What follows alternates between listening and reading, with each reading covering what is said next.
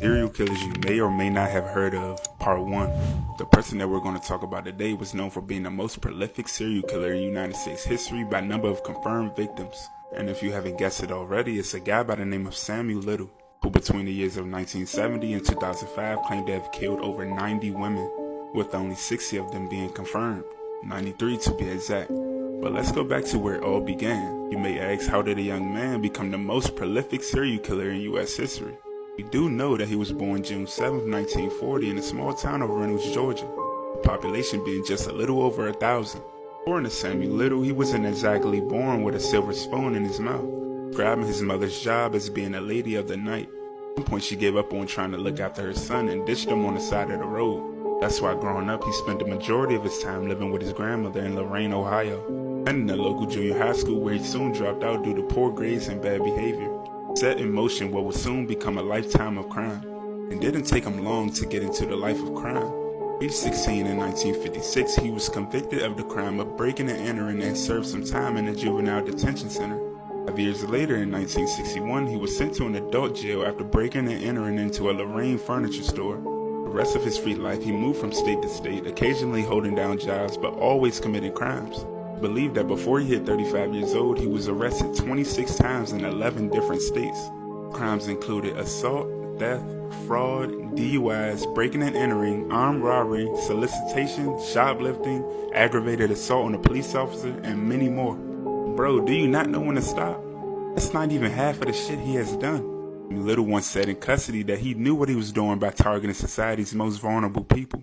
Government's eyes, they called them the less dead. Are the folks that serial killers often prey on. As in society's eyes, they are the poorest, most disenfranchised citizens. These are the people who go missing and no one even reports it. In most cases, they end up as Jane or John Does. If the police do have an ID, due to their low socioeconomic status, they won't look deeper into it. Little did have a photographic memory, so he was able to describe where he met and killed the victims. He usually draw out sketches like this. Certain how much guilt Samuel Little had felt for what he had done. He usually smiled a lot while being interviewed, also said in custody, and I quote, "Going to hell, I don't care what God thinks of me." Then charged with 4 life sentences without parole. He was charged in 2012 at the age of 72. His final breaths on December 30th, 2020. Definitely, without a doubt, a sick-minded individual. Let me know if y'all want a part 2 in the comments. And also, let me know what y'all think about this in the comments. I'll catch y'all in the next one. Peace. Tell me about Mary Ann. She's what you nowadays they call a transgender. She's a black male dressed up as a female. Okay. How tall is she? Mary Ann's about 5'7", 5'6". She weighed about 135. Okay. Maybe 140. And how old do you think she was? But she was 19. Okay. And where was she from? No, Miami, down in Liberty City. Okay. And did she, you mentioned before she had a boyfriend, or she talked about a boyfriend? Named Wes. Wes? Yeah. And tell me about where you met her at. I seen her down at the Guar on 17th Avenue, and she had on a short cream miniskirt.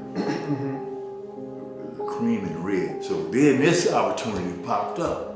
Take her to the store. Right. Instead of me bringing her back to the apartment, I went down 27th Street. That's going down to Fort Lauderdale, called the Alligator Alley. It runs into Alligator Alley. Right. But the further out you get, the further you get out of Miami. Right. And you got vegetation. Now, how far outside of Miami do you think you were? It wasn't too far to Miami right there. I was in my stepdad's car, Pontiac Le Mans. And where'd you take her to? Continue down 27. Got back on 27. Going outside of Miami. Okay. Miami. Going away from Miami. Going away from Miami. We got down past the let's say limits. So I continued on toward Fort Lauderdale, and I seen a road going off the main road back into vegetation on the left side. So I got her out of the car, pulled her out, and drug her into the growth back there, and pulled deeper into, there's a path, a little path was running somewhere, I don't know where it led it to, but it was running deeper into the undergrowth. It's like Everglades like that. And we ran into some water running. But before we got to the water, the earth was mushy. I turned her loose, and she fell into it face down. And how far outside of Miami do you think you were? About a mile, 2 miles. What year did Marianne occur? 72. Okay, 1972.